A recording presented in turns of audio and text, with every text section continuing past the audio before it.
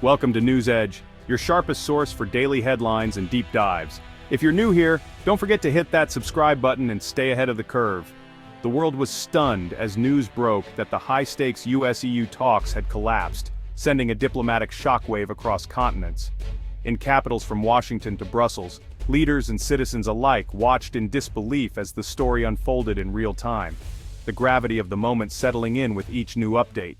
Months of secret negotiations shrouded in hope and tension for a new trade and security pact ended abruptly last night.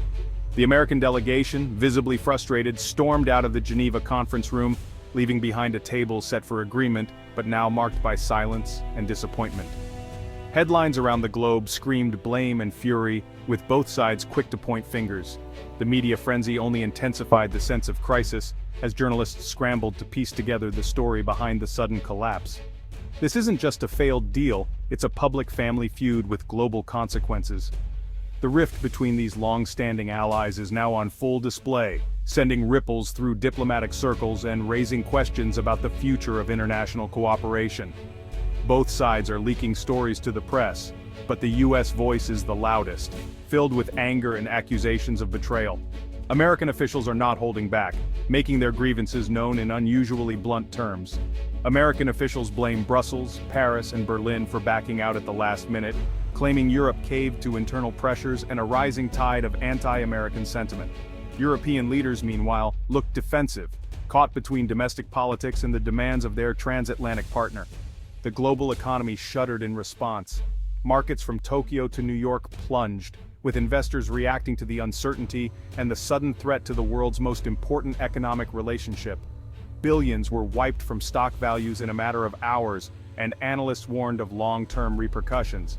The dream of a renewed transatlantic alliance, one that could have set the tone for global cooperation in the coming decades, has died overnight. The symbolic handshake between US and EU leaders has dissolved, replaced by suspicion and regret. The language now is raw, emotional, no more diplomatic niceties.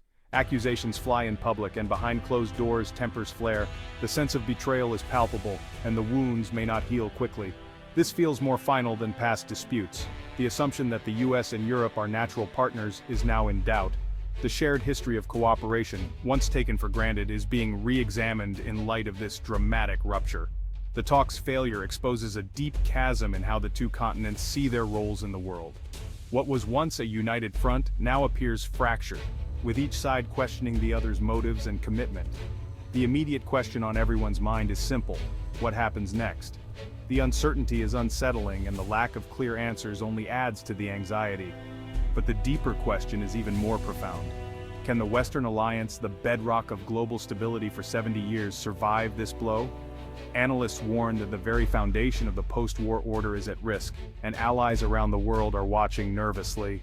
The world is watching, uneasy. From the United Nations to the streets of cities across the globe, people sense that something fundamental has changed. The uncertainty is not just political, but personal, as millions wonder how this rift will affect their lives.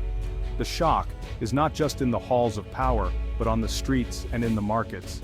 Ordinary people, business leaders, and policymakers alike are all grappling with the implications of this historic breakdown. What was meant to be a moment of unity, a chance to reaffirm shared values and common purpose, has instead become a moment of historic division. The symbolism of a broken alliance is impossible to ignore. The breakdown feels different this time, more fundamental, more final. The sense of loss is profound, and the path to reconciliation is unclear. The world waits, breath held, for what comes next. In this moment of uncertainty, one thing is clear: the future of the transatlantic relationship, and perhaps the global order itself, hangs in the balance. The American story is simple, and it's one that's been told many times before. At its core, it's about trust, partnership, and the belief that when two sides shake hands, their word is their bond.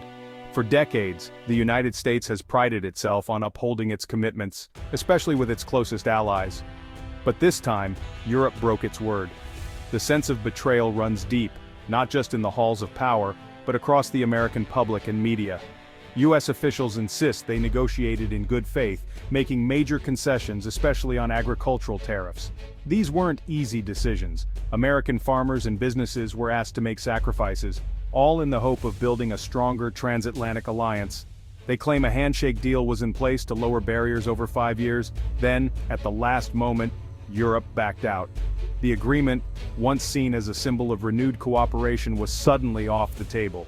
The White House blames a handful of European leaders, especially from France, for sabotaging the deal to protect their own farmers. This move, seen as self-serving, has only deepened the rift. The US feels disrespected, having carried the burden of Western security for decades. American troops, resources, and leadership have long been the backbone of Europe's defense. The pact was meant to rebalance not just trade, but the entire relationship, including defense spending. It was an opportunity to share responsibilities more fairly, to move toward a true partnership. When Europe wavered on trade, Americans saw it as proof Europe wasn't serious about being an equal partner. The hesitation was interpreted as a lack of commitment, a sign that old habits die hard. Washington's message is clear: we can't negotiate with those who don't keep their word. Trust, once broken, is hard to rebuild. The US frames itself as reasonable, patient, and willing to compromise, while painting Europe as unreliable, unpredictable, and unwilling to make tough choices. This narrative rallies support at home and isolates Europe globally. American leaders use it to unite the public, while European leaders find themselves increasingly on the defensive. The ball was in Europe's court, they fumbled it. The world was watching, and Europe's hesitation has not gone unnoticed. Now they must face the consequences. The diplomatic fallout is just beginning, and the cost of lost trust may be higher than anyone expected. The US is making it clear: Europe chose politics over progress. Instead of moving forward together, old divisions have resurfaced, threatening years of cooperation. The American position is one of righteous anger. There's a sense of injustice, a feeling that America's goodwill has been taken for granted. The blame game has begun, and with each side pointing fingers, the path to reconciliation grows longer and more uncertain. The future of US-European relations now hangs in the balance. In Europe, the story unfolds differently. A narrative not of betrayal or failed negotiations, but of standing firm on principle. For many across the continent, this was never just about trade deals or economic advantage. It was about upholding deeply held values and protecting the European way of life. European leaders repeatedly emphasized their willingness to reach an agreement, but they drew a clear line when last-minute US demands threatened to undermine food safety and environmental standards that Europeans consider non-negotiable. These standards are seen as the backbone of public trust and health. Accepting the US terms would have meant rolling back hard-won protections on genetically modified organisms and pesticides, measures that European citizens and governments have fought for over decades. For many, this was simply an unacceptable compromise, risking both the environment and public health. Europe framed the US position as a push for lower standards, a so-called race to the bottom, that threatened to erode the very fabric of European society. Activists and citizens alike took to the streets, voicing their concerns and demanding that leaders hold the line. Inside negotiation rooms, European officials felt the pressure mount. US threats of tariffs and economic retaliation were seen not as fair bargaining, but as bullying tactics. Many negotiators felt they were not being treated as equals, but as subordinates. While Europe was willing to make concessions in other areas, there was a clear consensus. The continent would not sacrifice its core values or principles, no matter the economic cost. At its heart, this standoff was about sovereignty, about the right of Europeans to decide their own standards and protect the unique European model. It was never just about trade or tariffs. In the eyes of European leaders and citizens, the breakdown of talks was not a failure, but a necessary defense of European values and identity. It was a stand against outside pressure and a reaffirmation of what it means to be European. Europe stood united in the face of American pressure, refusing to become a vassal or compromise its principles for short-term gain. This unity sent a powerful message to the world.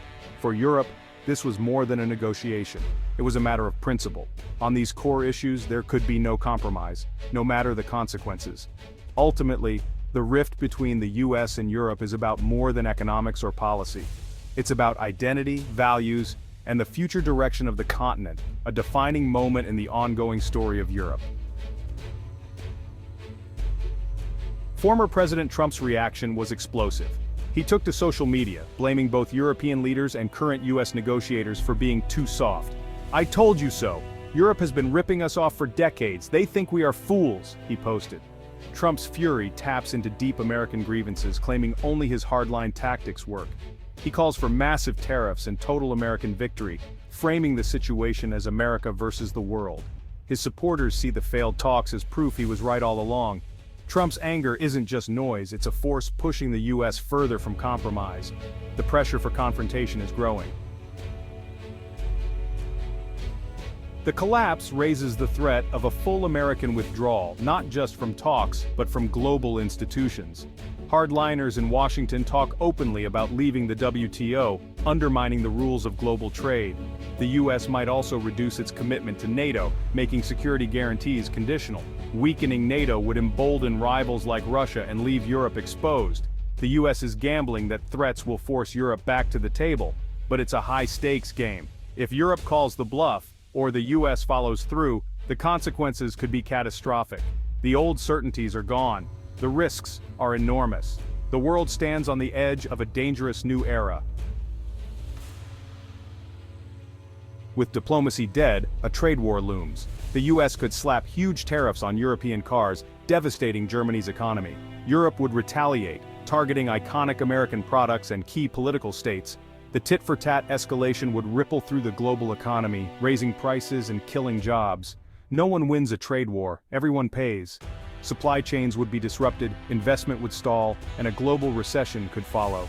The interconnectedness that once brought prosperity would now spread pain. The cost of failure will be measured in lost jobs and diminished prosperity.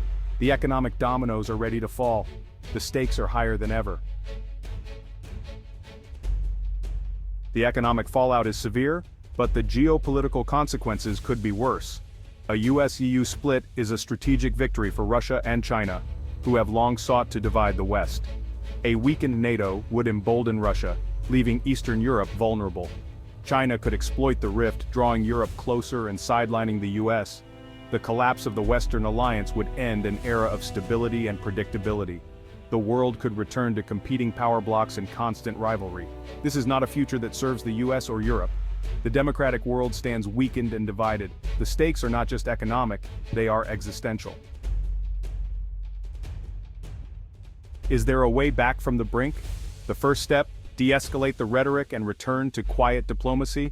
Smaller sectoral deals could rebuild trust, focusing on common ground. A neutral mediator like Switzerland or Canada could help both sides save face.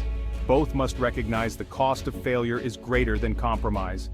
Mending the relationship will require patience, creativity, and political will. The alternative is a future of division and decline. The choice is stark: heal or fall apart. September 3, 2025, a pivotal moment. The Western Alliance's future is unwritten. The crisis is about trust, not just trade. The next moves will shape the world for decades. Will leaders choose confrontation or compromise? The path of pride leads to disaster. The path of statesmanship to stability. The world holds its breath. The stakes are nothing less than the future of the liberal order. The unwritten future is in their hands.